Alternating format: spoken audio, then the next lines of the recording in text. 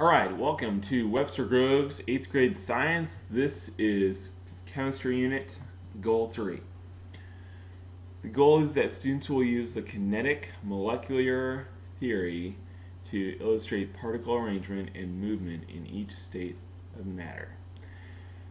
So, in order to meet this goal, students need to be able to illustrate particle arrangement and movement of particles in each state of matter. If students are above this goal, then they're able to explain why water in its solid state is less dense, or explain why it is different than the solid state of other compounds or elements. Basically, ice should not float if it follows the rules of every other piece of matter, but it does. So, explaining why that is. Okay? So, let's go. Alright, kinetic molecular theory. Now that sounds pretty crazy, pretty like big word, complicated kind of thing, but if we break it down, it's pretty simple. So, kinetic, movement. Okay? Molecular, we should think molecules. Okay? Theory, we should think current idea. Could this theory change? Yeah, it could, but for right now, it is the current idea. Okay? So, if we put this together, current idea. If we put this together, we should think the current idea about the movement of molecules.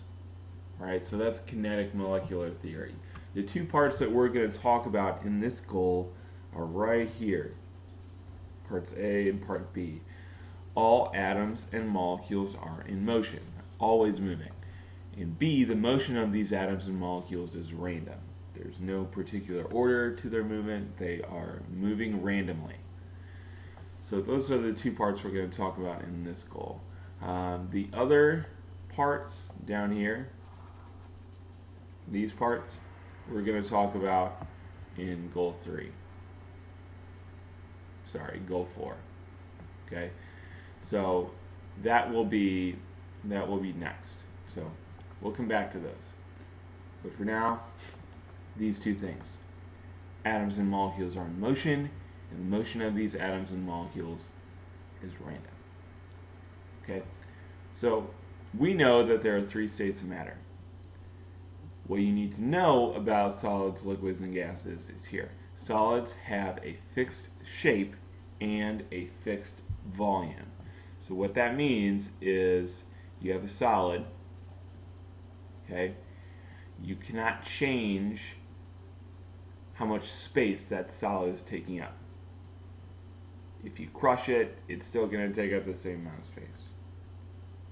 Solids also have a fixed shape, meaning unless you're changing it physically, it's going to keep its same shape. Liquids, on the other hand, have a fixed volume, but not a fixed shape. So fixed volume, that means, you know, a cup of water is going to be a cup of water is going to be a cup of water. But that cup of water could fill something like this shape, or it could fill something like this shape, or it could fill something like this shape. So there's no fixed shape to liquids. It can be poured into any of these and take that shape. But it does have a fixed volume. It's not going to take up any less or more space. And then we have gases. Gases do whatever they want. They do not have a fixed shape or a fixed volume. So they could fill any of these shapes. They could fill smaller shapes. Think about a balloon. You can put air into a balloon. You can squeeze that balloon and make the balloon smaller. So it can take up less space. And it can take up any space you want. It can be a big, huge balloon. It can be a small balloon. They can take up any shape that you put them in. All matter has three states. That's important to remember. All matter has three states. Does that mean that this table could be a solid, liquid, or gas? Yeah, it does. But it has to be at a certain temperature and a certain pressure. Okay? So at a certain temperature or a certain pressure, all matter could be a solid, a liquid, or a gas. Okay? So it's not just for water, it's for anything. Any metal, any solid, any liquid, any gas. Could be any of those states of matter. Solids. Okay? Solids, the particles are arranged very tightly together. Okay, you can see like there's no space in these particles. They're very close together, unless we're talking about water, which we'll talk about next. But for most everything else, particles are very close together. The movement, even though they're close together, they're always vibrating. They're always moving in place, just extremely quickly. Particles are always moving. It doesn't matter if it's a solid, liquid, or gas. So solids, particles are tightly packed together, and their movement, particles are vibrating in place. Liquids. And we have a little more space in between our liquid particles here. Okay? So particles are loosely packed together. The movement, particles are moving very freely. That's why they can take up any shape. They can take the shape of this straw. They can take the shape of this glass or this glass. So particles are moving freely, and they can take the shape of anything you put them in. Okay, so the arrangement, particles are loosely packed together. In the movement, particles are moving freely in a liquid. A gas. Now we have the particles even further spread apart. Okay? And the arrangement, particles are spread apart. They're spread apart more than they are in a liquid state or more than they are in a solid state. The movement, particles are moving extremely freely. They move wherever they want, whenever they want, and they're very far apart. So if we're thinking about density, okay, these particles, gas would be least dense, liquid would be next most dense, and the solids would be most dense. Okay, because remember, density is how tightly packed together those molecules are. So solids, most dense. Liquids, next most dense. Gas, least dense. Okay. Now let's talk about water. Water does not become more dense when it is in a solid state. This is the only substance that does this that we know of. For example, okay, let's say these are water.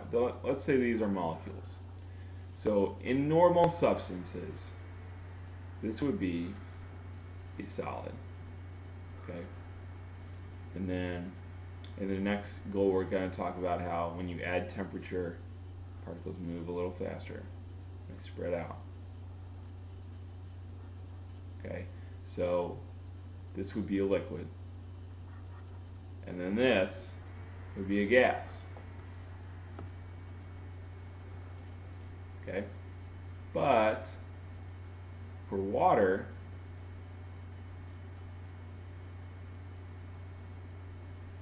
okay, for water, this might be a liquid. Okay? So here's our liquid water. Then when it freezes, the particles actually spread further apart. So this is why when you freeze soda in the can in your freezer, the particles take up more space, and so your soda can explodes. The reason why they spread out is the hydrogen bonds spread the particles out in the solid state. Because there are hydrogen bonds connecting these particles, they spread out. Okay, so the solid state of water is less dense than its liquid state, which is pretty crazy. But just like all of the gas is the least dense. Okay, I mean, there's a lot of things that happen because water's particles are spread out when they're in their solid state. Okay, if it wasn't like this, then lakes would freeze from the bottom up instead of the top down. We wouldn't have fish that would survive very long. So, pretty crazy design how water works. Okay.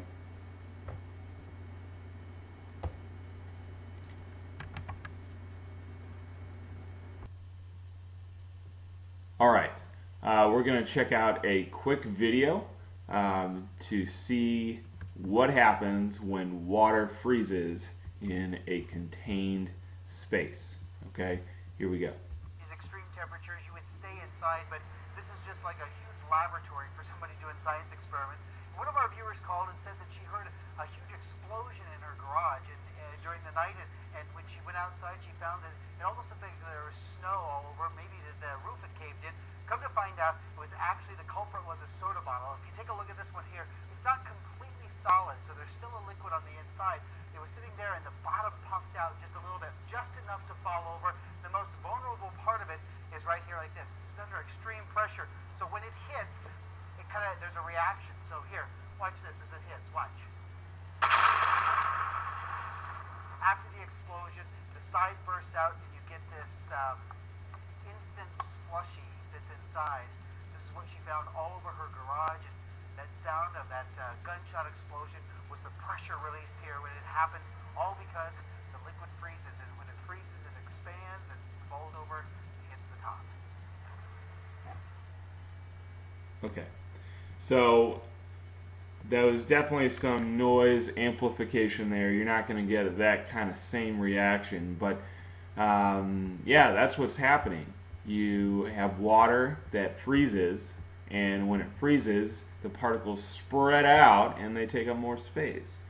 So they can't be contained in that bottle anymore, and it breaks. That's why you don't want water to freeze in your pipes, because it'll expand past those pipes and pipes will crack. You'll have water leaks in your pipes. So that's it. That's why water is unusual. Its solid is less dense than its liquid. That's pretty crazy. That's not normal. Okay, so that's it for this goal. We have reached the end. The end. Thanks for watching. If you have questions, please come by in the morning or come by after school and I can work with you. So I hope that helps, and we'll talk to you later.